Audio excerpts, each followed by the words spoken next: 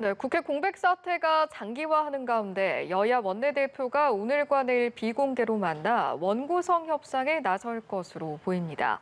한편 나토 정상회의 참석을 마치고 귀국한 윤석열 대통령은 박순애 사회부총리 후보자와 김승희 보건복지부 장관 후보자의 임명 여부에 대한 숙고에 들어갔는데요. 두 분과 정치권 소식 짚어보겠습니다. 차재원 부산 가톨릭대학교 특임 교수, 박창환 장한대 교수 모셨습니다. 어서 오십시오. 안녕하세요. 안녕하세요. 국회 공백이 이어지는 상황에서 앞서 말씀을 드린 것처럼 여야 두 원내대표 주말 사이에 비공개 회동을 하고 협상에 들어가게 될 텐데 어떻습니까? 이번 회동을 통해서 좀 의견폭을 줄일 수 있겠습니까? 저는 조심스럽게, 그러니까 좀 기대를 하고 있는 편입니다. 왜냐하면 말씀하신 것처럼 지금 일단 여야가 한 발씩 양보하는 입장을 좀 보이고 있는 것이거든요. 말씀하신 것처럼 지금 집권 여당인 이 국민의힘에서 지금 이 여야 원내대표 회동을 제의를 했다는 것이죠. 그러니까 권성동 원내대표 오늘 귀국을 하자마자 그러니까 지금 일단 그 협상 테이블을 만들어 보겠다는 의지를 보였던 것이고요. 그리고 또 한편으로는 민주당 같은 경우도 사실은 그러니까 어제죠. 7월 1일 날 사실 국회 본회의를 소집해서 그러니까 이 의장 선출을 강행했다는 입장을 다음 주 월요일까지 일단 미뤘다는 겁니다. 그렇기 때문에 양쪽이 한 발씩 양보하는 모습을 보이고 있는 것 같고, 그리고 실질적으로도 상당히 저는 제가 생각했을 때는 지금 문제가 되고 있는 것이 지금 두 가지인데요. 첫 번째는 그거 아니겠습니까? 지금 사개특위에 국민의힘을 참여해야 된다는 것이 그러니까 민주당이 조건이었는데, 저는 국민의힘이 사개특위에 들어간다고 하더라도 크게 정치적으로 불리한 것은 없다는 생각입니다. 왜냐하면 사개특위가 지금 일단 이 검수완박의 후속 조치인 범죄수사청의 그 발족을 논의하는 것이라고 하더라도 국민의힘 입장에서는 지금 법사위원장을 일단 확보하게 된 상황이고, 그리고 지금 대통령 거부권을 윤석열 대통령이 갖고 있기 때문에 민주당 마음대로 할 수 없는 상황인 것이죠. 그러니까 사개특위에서 국민의힘이 참여해서 그동안 민주당이 단독으로 처리했던 검수완박 입법의 그러니까 여러 가지 부당성을 또 지적할 수 있는 정치적 기회일 수도 있고 공간일 수도 있는 것이거든요. 그런 측면도 있고. 그리고 또 한편으로 민주당의 입장에서 또 하나는 지금 그러니까 이 요구하고 있는 것이 이제 국민의힘이 지금 헌법재판소에 지금 제소해 놓은 권한쟁의 심판을 취하라는 부분인데, 이 부분은 일단 권한쟁의 심판 부분은 일단 헌재에게 미루는 것도 하나의 방법일 수 있기 때문에 그 부분과 서로 한 발짝씩 양보하면 가능할 수 있다. 그리고 또 하나는 정치적인 여건 자체가 지금 이렇게 국회의 장기 파행을 지금 내버려 둘 수 있는 상황이 아니라는 것이죠. 그러니까 지금 여러 가지 국가 경제적으로 안보적으로 상당히 어려운 상황이기 때문에 특히 집권 여당인 국민의힘 입장에서는 마냥 국회를 이렇게 공백 상태로 둘 수는 없다. 이러한 부분들이 상당히 아마 정치적 압박으로 작용을 하면서 저는 양당 원내대표가 원만한 타협을 이뤄낼 수 있지 않을까 하는 조심스러운 기대를 갖고 있습니다. 여건상 전반적으로 회동에 대한 기대감을 언급을 좀 해주셨습니다. 네, 저도 앞서서 말씀하신 것과 비슷한 맥락입니다. 여러 가지 상황이 국민들이 결국은 지금 대통령, 여당, 야당 할 것 없이 정치권 전반의 지지율이 다 모두 동반하락을 하고 있습니다. 이것들은 국민들이 지금 국회 파행을 바라보는 눈초리가 굉장히 따갑다. 이런 것들을 보여주고 있기 때문에 오늘 내일 이 막판 협상을 통해서 타협안이 어느 정도 좀 나오지 않을까 이렇게 기대를 합니다. 만약에 이 타협안이 나오지 못한다면 결국은 민주당이 단독으로 원구성을 할 수밖에 없는 거고, 자 그렇게 됐을 때 정치권은 또다시 냉각 기류가 굉장히 크게 흐를 겁니다. 자, 이러면 이것이 민주당에게만 피해가 돌아가는 게 아니라 윤석열 대통령에게도 고스란히 이게 피해로 돌아갈 가능성이 크거든요. 그러면 이제 정치권 전반에 대한 국민들의 지금 가뜩이나 대통령, 여당 할 것 없이 지지율이 다 떨어지고 있는 상황인데 굉장히 큰 악재가 될 가능성이 있죠. 좀 그런 점에서 서로가 한 발씩 양보하는, 예를 들어 사개특위나 아니면은 고소고발 취하 이 두 개 중에 하나를 갖다가 국민의힘이 받으면서 막판 타협이 이루어질 가능성이 좀 있지 않을까 이렇게 조심스럽게 기대해 봅니다. 저희가 이제 그런 가능성을 이야기를 하고는 있지만 비공개 회동의 결과가 알려진 뒤에는 달라질 수도 있습니다. 하지만 지금으로서는 민주당이 단독으로라도 국회의장 선출을 하겠다라고 이제 예고한 상황을 기반으로 해서 이야기를 해본다면 국민의힘에서 지금 법적 대응 이야기까지 네. 나오지 않았습니까? 어떻게 보셨습니까? 일단 지금 뭐 국민의힘 입장에서는 사실 지금 국회의장이 거리가 돼 있는 상황이기 때문에 민주당이 국회 사무총장이 소집한 그러니까 본회의를 통해서 국회의장을 선출한 부분은 상당히 불법이라고 이야기를 하고 있는 부분인데요. 이 부분은 사실 어떻게 보면 여야 모두 상당히 좀 자신들의 논리를 전개하기가 좀 뭐랍니까 이 정치적으로 그러니까 이 논리가 궁색한 측면이 있다는 것이 제 생각입니다. 왜냐하면 국회법에 지금 그러니까 국회 전반기 끝나서 후반기로 넘어갈 때의 국회의장이 공백일 상황일 때 어떻게 해야 된다는 조항 자체가 없어요.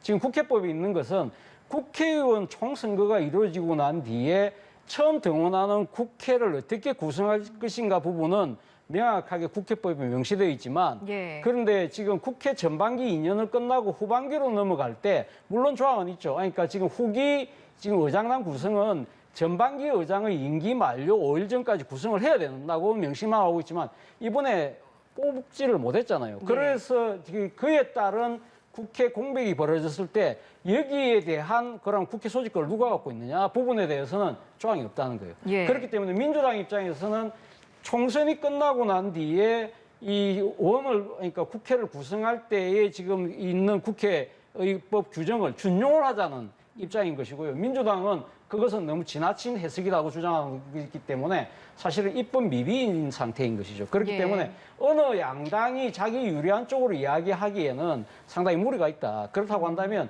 결국 이 부분도 지금 입법이 없는 상황이기 때문에 앞으로 국회가 정상화된다고 한다면 이 부분에서 입법 보완도 필요한 것이고요. 무엇보다도 중요한 것은 여야 모두가 한 걸음씩 양보를 해서 정치적 타협을 통해서 이 국회 공고를 빨리 끝내려고 하는 노력이 더 중요한 것이 아닐까 하는 생각이 듭니다. 알겠습니다. 국민의힘은 법적 대응 이야기까지 하고 있고 민주당은 절차적 문제가 없다 이런 입장이거든요. 네. 그럼 정치권이 합의가 안 되고 타협이 안 되면 쪼르르 달려가요. 법원에도 달려갑니다.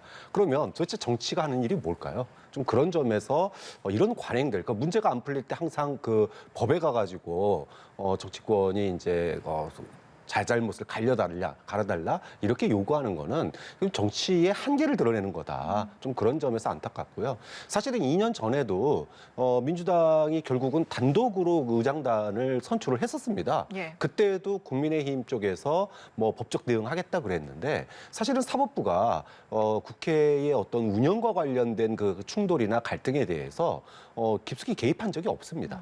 그리고 또 거기에 뭐 법적인 권한도 없고 이제까지 국회의 어떤 자율적인 운영 측면에서는 사법부가 국회 입법부에 그런 어떤 것들을 이렇게 자율권을 어느 정도 용인을 해온 판결들을 했기 때문에 이거는 법으로 달려갈 문제가 아니다. 결국은 이 법적 대응하겠다라고 하는 것은 하나의 협상 수단으로서의 레토릭, 말의 어떤 언어일 뿐이고 예. 실제로는 결국은 국민들 눈초리가 제일 무서운 거죠. 좀 그런 점에서 보면 이거는 뭐 법의 영역이 아니라 정치의 영역이다라고 하는 부분을 분명히 해야 될 것 같습니다. 알겠습니다. 앞으로 좀 나아가서 봤을 때 보완해야 할 부분이 있다라고 하셨는데 네. 그런 절차적인 부분들은 보완을 하려면 좀 시일이 많이 걸리는 일입니까? 아니죠. 여야가 합의하면 이번에 그러니까 지금 국회 전반기에서 후반기로 넘어갈 때의 공백이 벌어진 부분에 대해서 문제가 분명히 드러났잖아요. 그렇다고 한다면 여야 모두가 이 문제에 대해서 서로 다 인식을 한다고 한다면 이 부분을 어떻게 할 것인가를 머리 맞대고 이야기하면 이거는 뭐 사실 정치적인 이해관계가 크게 첨예하게 대립되는 상황이 아니거든요. 그건 네. 앞으로 지금 이 똑같은 상황이 벌어진다는 보장이 없잖아요. 누가 다 그러니까 이 원내의 의석이 얼마든지 변동할 수 있는 상황이기 때문에 이것 때문에 유불리를 놓고 강렬하게 충돌할 이유는 없다는 겁니다. 그렇기 때문에 이번에 예. 문제가 드러났다고 한다면 여야 모두 문제의 인식을 그러니까 문제가 있다는 걸 인식만 제대로 한다면 저는 충분하게 보완은 가능할 것이라는 생각이 듭니다. 알겠습니다. 여야 사이 공방 또 있습니다. 서해 공무원 피격 사건을 둘러싼 여야 진실 공방도 굉장히 뜨거운 상황인데 여야 입장이 지금 어떻게 다른 겁니까? 뭐 일단 국민의힘은 이제 이런 그 서해 공무원의 이 월북 규정과 유족에 대한 회유 이 부분을 갖다가 집중적으로 파고들고 있습니다. 예. 반면에 민주당도 TF를 만들었죠. 그러니까 여당도 TF를 만들고 야당도 TF를 만들었는데 민주당 같은 경우에는 어떠한 추가적인 조사도 없이 해경이라든지 국방부가 입장을 번복한 거 이 과정에서 현 정권의 어떤 압력이 있지 않았느냐 이 부분에 포인트를 두고 있어요. 그러니까 결국은 정작 억울하다고 고발하고 호소하고 국민들이 관심 갖는 거는 의문의 죽음입니다. 그리고 이것이 월북인가 아닌가라고 하는 거에 대한 판단인데 예. 이것들을 여야 모두는 결국은 뭐 자신들의 TF를 구성해서 정치적인 공방으로만 끌고 가고 있거든요. 좀 그런 점에서 저는 공적 기관이 공식적인 조사를 꼭 하는 게 저는 필요하다고 봅니다. 예. 그러니까 뭐 그게 인권위가 됐던 아니면 국회에서 진상조사 특위를 만들던 유족이 억울하다잖아요. 그리고 국민들이 의혹을 가지고 있습니다. 그렇다면은 한 번은 공적 기관이 공식적인 조사를 통해서 공식적인 결론을 내려주는 게 좋다. 예. 물론 그 과정에서 이게 우리가 북한과 연관된 사건이다 보니까 결국은 진상을 못 밝힐 수 있습니다. 의혹이 남을 수도 있고 또는 억울함이 남을 수도 있습니다. 그렇더라도 유족이 억울함을 호소한다면 저는 국가가 거기에 부응하는 게 맞다. 좀 그런 점에서 공식적인 조사를 통해서 해결을 하고 이것을 여야의 어떤 뭐 정치 논쟁의 장으로 끌고 가지 말고 예. 빨리 이 부분에 이제 민생의 영역으로 다시 돌아야 된다고 봅니다. 네, 알겠습니다. 일단 국민의힘 진상조사 TF는 오늘 1박 2일 일정으로 연평도를 찾은 상황인데 어떻습니까? 서로 전 정부, 현 정부의 안보라인 책임론을 주장하고 있는 모습이거든요. 그렇죠. 사실 이 지금 앞서 말씀하신 것처럼 저도 상당히 그러니까 지금 박 교수님 의견에 상당히 공감하는 측면이 많은데요. 예를 들면 지금 그러니까 지금 우리 공무원이 그러니까 지금 근무 중에 실종된 사고였지 않습니까? 그 예. 부분에 대해서 진상을 분명히 가려야 되고 그리고 또 전 정권이 규정했던 월북이라는 부분에 대해서도 상당히 유족 가족들이 상당히 지금 그 억울한 측면을 호소하고 있기 때문에 그 진상을 가리고 그리고 만에 하나 있었을 가능성이 있는 그 실종 공무원의 피해, 그러니까 명예 회복도 분명히 필요한 부분인데 지금 여야 모두 지금 어떻게 보면 진실을 밝히기보다는 자신들의 정치적인 이해에만 급급해서 일종의 그러니까 지금 진실을 바라보기보다는 여론을 상대로 선동전을 하고 있다는 생각이 강하다는 것이죠. 국민의힘은 말 그대로 지금 지난 문재인 정권의 대북 굴종의 민낯을 드러내겠다는 정치적 목표를 분명히 갖고 있는 것처럼 상당히 비치고 있는 것이고요. 반대로 지금 민주당 같은 경우는 과거의 자신들의 잘못에 대한 일종의 뭐랄까요 그런 부분을 똑바로 바라보려는 노력보다는 그러니까 지금 무조건 그런 것이 아니라고 지금 그러니까 이 국민의힘이 이 공세가 일종의 문재인 정권에 대한 낙인 찍기 뭐 그 일종의 그런 부분들에 대해서 지금 방어에만 치중하는 듯한 모양새를 보이고 있기 때문에 실제 예. 지금 실제적 진실과 그리고 지금 실종 공무원의 명예 회복이라는 부분에 대해서는 전혀 지금 동떨어지고 있는 상황으로 가고 있다고 한다면 예. 저는 그 여야가 이걸 지금 언론을 대놓고 이야기할 것이 아니라 서로 상대가 머리를 맞대놓고 이 진실을 규명한 노력이 필요하다. 그렇다고 한다면 국회에 그런 절차가 있잖아요. 국회 국정조사건이 있거든요. 그렇다고 한다면 여야가 합의만 되면 여야가 동수로 하든 아니면 뭐 어석 비율로 하든 그런 식으로 해서 상당히 그러니까 실제적 진실을 가리는 공동의 노력을 할 필요가 있다. 예. 그러나 이제까지 우리나라의 정치적 관행을 보면 이러한 정치적으로 민감한 사건이 국회 국정조사를 통해서 실체를 밝히기가 쉽지 않았다고 한다면 일단은 국회의 국정조사를 통하고 그걸 실체적 진실을 가리기 위해서 청문회까지 다 해보고 그래도 만약에 이 실체가 드러나지 않는다고 한다면 저는 제3의 그러니까 지금 그 수사 주체라고 할 수 있는 특검에다가 이러한 부분들을 의뢰하는 하나의 특검법을 발동하는 것도 하나의 방법이지 않을까 생각이 듭니다. 알겠습니다. 두 분 모두 사안의 본질에 좀 더 집중했으면 좋겠다. 이 부분은 공통적으로 말씀을 해주신 부분이었습니다. 이어서 그러면 내각 구성 이야기로 한번 넘어가 보도록 하겠습니다. 먼저 김승희 보건복지부 장관 후보자. 지금 윤석열 대통령이 나토 정상회의 참석을 하고 또 귀국을 한 상황이기 때문에 앞으로 임명을 강행을 할 것인가? 여기에 굉장히 관심이 모이고 있거든요. 네.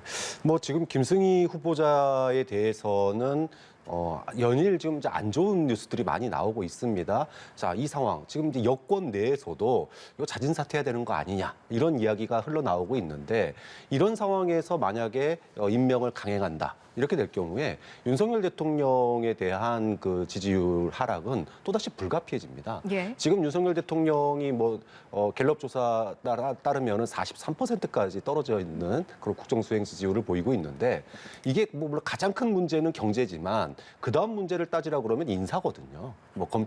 검찰 중심의 인사, 그 다음에 그걸로 질타를 받았는데 지금 또 다시 현재 이제 선관위에서 고발하는 사안 아닙니까? 수사 의뢰를 한 상황인데 이런 분을 장관으로 임명을 강행을 한다. 자, 이렇게 되면 아직 청문회도 물론 뭐 국회가 구성이 안 됐지만 청문회도 거치지 않은 사람을 굳이 이런 강행을 해야 되느냐라고 하는 소위 말하면 그렇게 따지면은 민주당과의 어떤 협상의 여지 자체도 이제 사라지게 되는 거거든요. 예. 그러면은 민주당은 국회에서 그럼 우리도 강행하겠다 이렇게 나올 경우에 원구성 단독으로 하고 그러면 진짜 강대강의 대결이 펼쳐지는 겁니다. 그럼 결국은 그 피해는 고스란히 국민들이 받는 거거든요. 좀 그런 점에서 윤석열 대통령이 김승희 보건복지부 장관 후보자를 임명을 강행할 가능성은 좀 낮지 않나 이렇게 봅니다. 알겠습니다. 박 교수께서도 언급을 하셨습니다만 여권 내에서도 우려의 목소리가 있다 보니까 윤석열 대통령 입장에서는 좀 굉장히 고민이 되는 부분일 것 같습니다. 그렇죠. 아마 이번 주말에 아까 우리가 이야기했던 지금 국회 원구성과 관련된 여야가 상당히 합의를 이룰 경우에는 아마 뭐 빠르면 뭐 다음 주 월요일이라도 국회가 정상화되지 않겠습니까? 그래서 정상을 통해서 국회의장만 선출하면요. 그러니까 일단은 지금 국회의장이 일종의 청문특위 구성의 형태를 통해서 국회에서 청문회를 빠르게 진행할 수 있는 이 여러 가지 조치들이 가능할 수 있거든요. 예. 그렇다고 한다면 아마 이번 주말 협상을 보고 난 뒤에 대통령께서 아마 판단을 하지 않을까 하는 생각이 듭니다만 일단 국회가 정상화된다는 측면에서 본다고 한다면 저는 아마 윤 대통령께서 아마 이 청문회 과정을 거쳐서 국민들의 눈높이 차원에서 이 후보자들이 갖고 있는 여러 가지 문제점들에 대한 검증을 통해서 국민의 의견을 들어보고 난 뒤에 지금 임명을 할지 아니면 철회를 할지를 판단하지 않을까 생각이 드는데 문제는 지금 이 과정에서의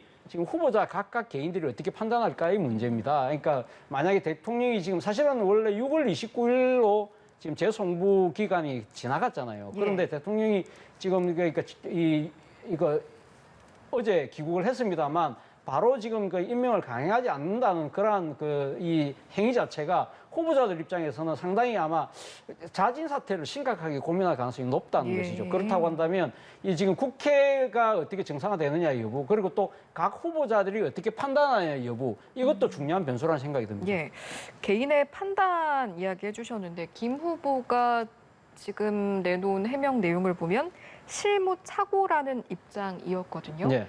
여기서 좀 느낄 수 있는 이 후보자의 어떤 판단은 어떤 관점일 거라고 일단 뭐 예측하세요? 본인이 사실 어떻게 보면 그러니까 국회의원 재직 시절에 여러 가지 정치자금법 위반 문제에 대해서는 실무진들의 문제였고 자신은 관여하지 않았다는 부분을 아마 강조하고 있는 것 같은데요. 이 부분에 대해서는 지금 국민의힘 정책위 의장을 맡고 있는 성일정 의원은 어찌됐든 간에 모든 책임은 국회의원이 질 수밖에 없다는 그러한 비판적인 메시지가 지금 여권 내에서도 지금 흘러나오고 있는 상황이거든요. 그렇다고 한다면 김성애 후보자의 이러한 이야기 자체가 자칫 상당히 지금 그러니까 변명으로 들리고 있다는 생각들을 아마 여권 내부에서 많이 공감하고 있는 하나의 지표가 아닐까 하는 생각이 듭니다. 그렇다고 한다면 김성희 후보자가 버티기에는 좀 쉽지 않은 형국으로 흘러가고 있는 것 같습니다. 예, 실제로 일각에서 자진 사퇴에 대한 관측도 있는데 가능성 면에서 어떻게 전망을 하시는지요? 저는 결국은 자진 사퇴할 거라고 봅니다. 정호영 후보자 같은 경우에도 자진 사퇴 없다 이렇게 얘기를 했었지만 결국은 자진 사퇴의 길로 갔거든요. 근데 이 부분은 국민의힘이 내로남불하면 안 돼요. 벌써 한 3년 전인가요? 이런 유사한 사건, 똑같은 비슷한 사건으로 당시에 이제 김기식 후보자였나요? 낙마한 사례가 있습니다. 인사청문회 과정을 통해서. 그러면 그 당시에는 이런 그 정치자금법과 소위 말하면 후원금을 제대로 쓰지 않았다. 이거 가지고 공격을 했던 게 국민의힘인데 지금 와가지고 자기네 정권 후보자라고 이 부분 임명하는 거에 대해서 입 닫고 넘어간다? 그러면은 이제 윤석열 정부도 똑같이 내로남불 정권 되는 거예요. 그렇기 때문에 이 부분은 결국은 김 후보자가 스스로 정리하는 수순으로 갈 가능성이 좀 높다고 봅니다. 예, 알겠습니다. 이어서 김승겸 합동참모의장 후보자 이야기도 한번 해볼까요? 곧 취임식을 가질 것으로 이야기가 나오던데 4일이던가요? 네, 이 취임식이 열릴 것 같습니다. 2006년이었죠. 이 인사청문회법 도입된 게 2006년인데 이후에 처음으로 청문회를 거치지 않은 합참의장이 이제 등장을 하게 된 겁니다. 물론 민주당에서는 이걸 가지고 뭐 국회를 무시하는 처사다 반발을 하고 있습니다. 하지만 이 책임은 오롯이 국회가 질 수밖에 없어요. 그러니까 지금 국회의 원구성이 안 됐고 그러다 보니까 인사청문회가 이루어지지 못하고 있고 그런데 우리가 지금 뭐 국방의 어떤 그 소위 지휘부 중에 주요 지휘관인데 이 합참의장 자리를 비워놓을 수 있는 상황이 아니지 않습니까? 그럼 언제까지 국회를 기다리라고 이렇게 국회가 국회가 기다리라고 할 수는 없는 거예요. 좀 그런 측면에서 다른 후보자들은 뭐 임명을 강행하기는 좀 어렵겠지만 뭐 김승겸 합장 후보자 같은 경우에는 뭐 불가피한 면이 있기 때문에 명분도 있고 이제 그런 측면에서 윤석열 대통령이 임명을 강행한 거고 결국은 이 부분에 대해서는 국회가 오히려 국민들한테 인사청문회를 하지 못한 거에 대해서 오히려 사죄를 해야 될 부분이 아닌가. 예. 기회를 국회가 발로 찬 거니까 이거는 뭐 국회에게 비난이 돌아갈 몫이라고 봅니다. 예. 김승겸 후보자의 경우에는 불가피한 면이 있었다라는 말씀을 해주셨습니다. 예, 그렇죠. 뭐 사실 뭐 김성겸 후보자 같은 경우는 어떻게 보면 국회 인사청문회 제도가 생기고 난 뒤에 지금 군 최고 그러니까 군내 그 대상자로서는 처음으로 아마 지금 청문회를 패싱해서 아마 이 취임 가능성이 커지고 있습니다만 이 부분에 대해서 뭐 민주당이 비판을 합니다만 뭐 충분히 말씀하신 것처럼 지금 가장 큰 문제는 그거 아니겠습니까? 안보 공백이 지금 심각해질 수 있다는 것이거든요. 사실 올 25일 날 예정이 됐는데 한 달 동안 도대체 국회는 뭐 했을까? 이런 부분들에 대해서 국회의 책임이 있는데 그 국회의 책임이 오롯이 국민의힘에만 있는 것은 아니잖아요. 그렇고 또 하나의 문제는 뭐냐면 또 하나 지금 그러니까 불가피하다는 측면이 나오는 이유 중에 하나는 아까 우리가 방금 이야기했던 김승희, 박순애 후보자와는 달리 김성겸 이 합참의장 후보자 같은 경우는 큰 뭐 이런 국민적 의혹이 지금 제기되고 있지 않다는 것이죠. 그렇다고 한다면 청문회를 이렇게 설사 패싱을 하고 지나간다 하더라도 취임하고 난 뒤에 뭡니까 국회가 정상화하고 난 뒤에 국회 국방위 차원에서 아마 이 김성희 후보자에 대한 여러 가지 그러니까 뭐 이렇게 국회의원들이 가지는 여러 의문들은 그걸 통해서라도 충분히 사후 확인이 가능할 수 있다. 지금 그러니까 야당이 지금 김성겸 후보자에 대해서 이 지금 그러니까 임명을 반대하는 입장이 아닌 만큼 그 부분은 일단은 그러니까 일단 그 청문회 없이 취임하더라도 나중에 이 국회 국방위를 통해서 추인의 과정을 받는 그 추인의 과정을 통해서 패싱 당했던 이 청문회를 다시 한 번 더 해보는 절차도 저는 나쁘지 않다는 생각이 듭니다. 예, 알겠습니다.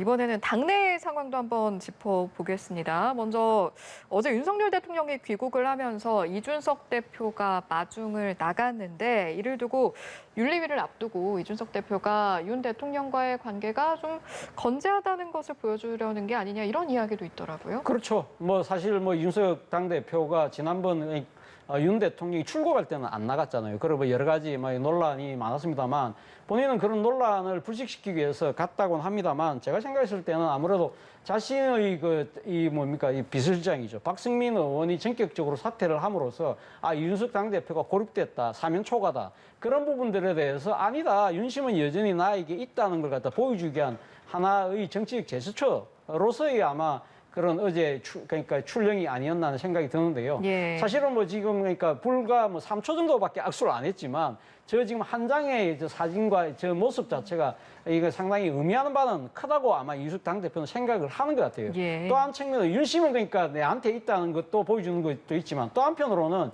이준석 당대표가 지금 대통령에게 지금 그러니까 외국에 순방 마치고 오는 대통령에게 깍듯하게 이렇게 예우를 갖추는 부분을 보임으로써 나는 그러니까 이 지금 윤석열 대통령에게 나름대로는 충성을 다하고 있다는 그러한 또 나름대로 하나의 정치적 메시지를 던지는 그런 효과도 있겠죠. 그런데 문제는 이 3초간의 이러한 정치적 상징이 과연 얼마만큼 지속 가능하냐의 부분인데 문제는 그건 것 같습니다. 그러니까 윤 대통령께서 지난번 출국 전에 도스태핑에서 이 당무는 대통령이 관여할 사안이 아니라고 선을 그었잖아요. 그렇다고 하지만 당내에서 지금 이준석 당대표의 거취를 둘러싸고 내분이 격화되고 있는 상황, 이러한 부분들에 대해서 대통령이 뭔가 정치적인 메시지를 던질 필요가 있을 거라는 것이 저는 제 개인적인 생각인데 그렇습니까? 문제는 그러한 부분을 하지 않았을 경우 않고 종전과 똑같은 입장을 취했을 때는 이준석 당대표의 이 지금 공항의 출영 자체의 정치 효과는 제한적일 수밖에 없을 거라는 생각이 듭니다. 예, 어떤 메시지를 내놓을 필요성에 대해서 언급을 해주신 건데 필요성을 넘어서 그 실제로 메시지를 내놓을 가능성에 대해서는 어떻게 보세요? 저는 제가 생각했을 때는 지금 사실 그러니까 지금 대통령 국정 지지율이 많이 지금 조금씩 떨어지고 있는데 추세잖아요. 그런데 그 부분에 인사도 있지만 제가 생각했을 때는 또 하나의 원인이 지금 이 집권 여당의 내분 사태에 대한 국민의 실망감 불안감도 있다는 생각이 들거든요. 그렇다고 한다면 대통령의 입장에서는 그러니까 이준석 당대표의 징계에 대해서는 왈가왈부할 수 없지만 그러나 소위 말하는 윤핵관이라는 사람들의 익명을 통한 이 당 대표 흔들기 부분에 대해서는 예. 단호하게 그러니까 이 질책하는 그러한 모습은 보일 필요가 있다는 생각이 듭니다. 그래야만 예. 이 지금 이 집권 여당이 선거 승리 이후에 승장이라고 하시는 당 대표를 이렇게 지나치게 흔드는 모습이 당과 나라의 발전에 크게 도움이 안 된다는 메시지 정도는 저는 뭐 충분히 내놓을 수 있는 메시지가 아닐까 하는 생각이 듭니다. 예, 알겠습니다. 이준석 대표가 윤석열 대통령 귀국에 마중을 나간 것을 두고 이제 해석이 나오자 이준석 대표가 또 그날 바로 방송에 출연을 해서 이런 말을 했습니다. 출국 당시에 안 갔더니 워낙 확대 해석이 많아서 그날은 일정도 충돌하는 게 없어서 다녀왔다. 이렇게 언급을 했거든요. 어떻게 해석하십니까? 뭐 워낙 말들이 많았습니다. 환송식이 안 나가니까 뭐 관계가 이제 틀어진 거 아니냐 이런 억측들이 막 쏟아지기 시작을 했죠. 예. 그러니까 이런 것들을 불식시키기 위해서 지금 나간 건데 저는 뭐 일종의 숨고르기라고 봐요. 지금 소위 그 고립이라고 얘기될 정도로 당내에 소위 말해서 이준석 대표를 소위 보호해주거나 또는 지지해주는 그런 세력이 굉장히 줄어 있는 상태입니다. 자, 이런 상태에서 일일 일싸움을 지금 계속해 왔는데 대통령이 들어오는 상황에서까지 싸운다. 자, 이럴 경우에 국민의힘 내 지지층의 소위 이준석 대표에 대한 이반 현상은 굉장히 심해질 수밖에 없겠죠. 예. 좀 그런 측면에서 대통령에 대한 깍듯한 예우 이런 걸 통해서 나는 대통령이 그어놓은 선을 넘지 않을 것이다라고 하는 그런 어떤 그 이미지.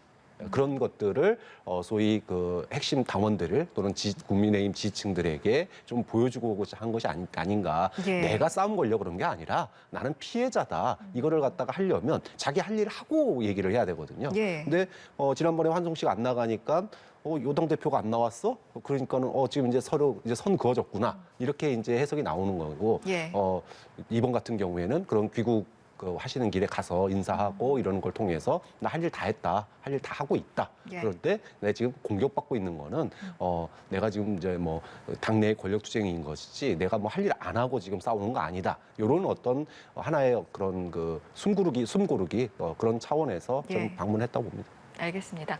이어서 민주당 이야기도 한번 해볼까요? 전당대회를 앞두고 박지원 전 비대위원장이 이재명 의원의 당대표 불출마를 촉구하고 있는 모습인데 이 모습 좀 어떻게 바라보고 계십니까? 상당히 그러니까 박지원 전 비대위원장이 상당히 강단 있는 모습을 여전히 보여주고 있다는 생각이 듭니다. 사실 지난번 그 공동 비대위원장에서 물러나고 난 뒤에 사실은 뭐 젊은 정치의 도전이 실패로 돌아간 것이 아니냐 그런 식으로 이야기도 하고 또 한편으로는 당내의 여러 가지 그러니까 팬덤 정치 문화를 비판을 하면서 그게 최대의 피해자는 어떻게 보면 이재명 의원이 될 수 있다고 이야기를 해서 이재명 의원에 대해서 나름대로 상당히 대세론이 되니까 그게 지금 일종의 뭐랄까요 정치적으로 상당한 그러니까 구애를 보낸 것이 아니냐는 그러한 또 뭐 해석도 있었습니다만 예. 어제 궁극적으로는 그러니까 지금 이 이재명 의원의 이번 전당대회 출마가 상당히 그러니까 민생과는 상당히 그러니까 좀 그러니까 이 배치될 수 있다 민심과 그러니까 지금 그러니까 배치될 수 있다는 메시지를 냈다는 것 자체는 예.